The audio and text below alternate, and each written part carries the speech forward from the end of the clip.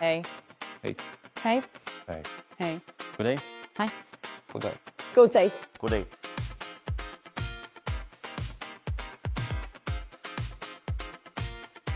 Jeg er Isa fra Le Mans Universitet, og jeg koordinerer MixUp-projektet. Jeg er Benoit, direktør for Canopé Laval. Jeg hjælper med at finde og kontakte motiverede franske lærere til MixUp. Jeg er Alexandra.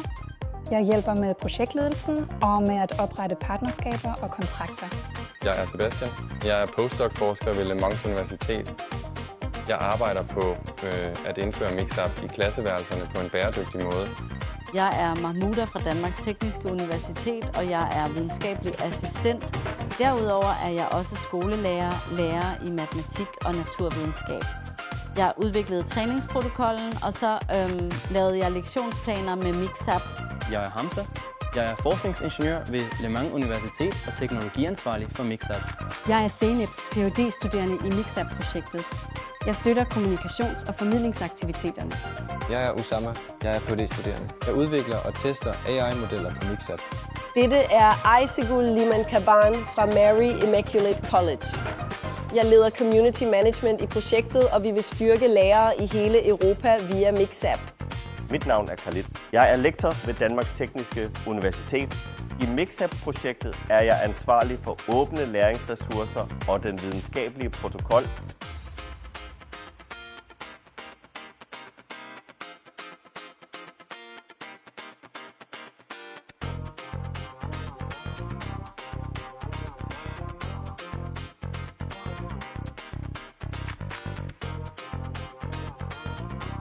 Hej Tony, tak fordi du er her. Kan du fortælle os, hvad du tænkte første gang, du brugte MixUp? Altså, jeg havde allerede brugt apps, der brugte augmented reality, men jeg havde ikke det pædagogiske formål, som MixUp faktisk har. Derfor synes jeg, det var fint at lade læreren til ejerskab over det pædagogiske for at kunne bruge augmented reality i sin undervisning. Jeg synes, appen er interessant til at arbejde digitalt med eleverne og udvikle deres kompetencer. Jeg har kun testet én aktivitet, så vi må se, når jeg har prøvet dem alle, men det minder mig i hvert fald lidt om... Jeg arbejder meget digitalt med mine elever, især via det digitale læringsmiljø. Hvis det også kan tilføjes i GAR, så er det interessant, at eleverne kun har én adgang som læringsmiljø, og kan prøve forskellige ting for at styrke deres digitale evner. Det lod os berige og udvide et vægmaleri, vi lavede med eleverne om et vådområde, vi jævnligt studerer, altså den natur, vi udforsker. Og det lod dem samarbejde om, ud fra vægmaleriet, de selv havde lavet, at berige og visualisere det, de havde gengivet på væggen med indhold som fotos, billeder og video, mener jeg. Du var her for et par måneder siden for at teste MixUp-versionen. Vi har arbejdet meget på at forbedre tingene siden da. Hvad synes du om det? Jamen, der er sket forbedringer. Det er faktisk blevet lidt mere intuitivt. Ja. Der er stadig ting, vi skal udforske, for vi har ikke helt overblik over alle detaljerne endnu. Og så vil vi gerne bagefter teste det med vores egne pædagogiske ressourcer og se, hvordan det kan bruges.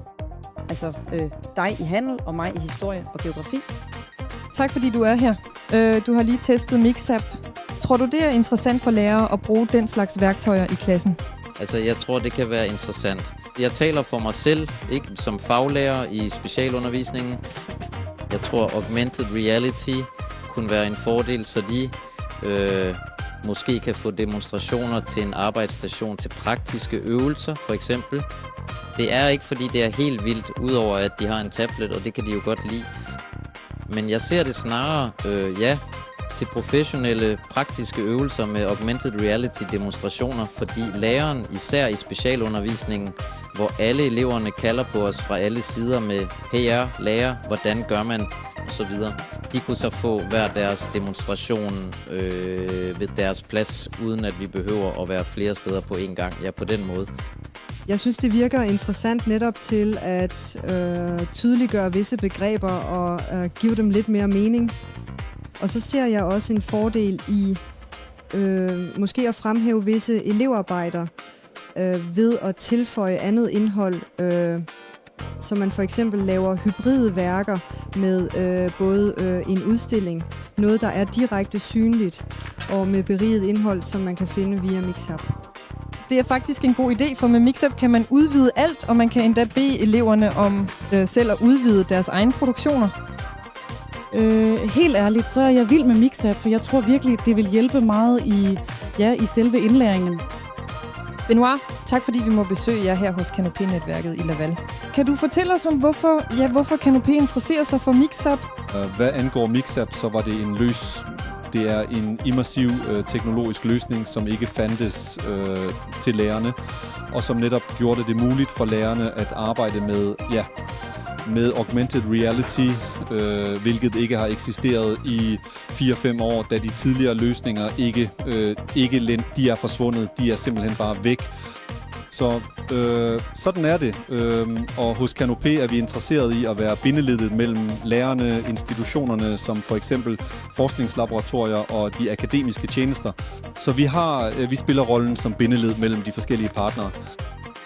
Super, jamen tak, du spiller den rolle rigtig godt. Tak. Det er fremragende. Tak. Er den der?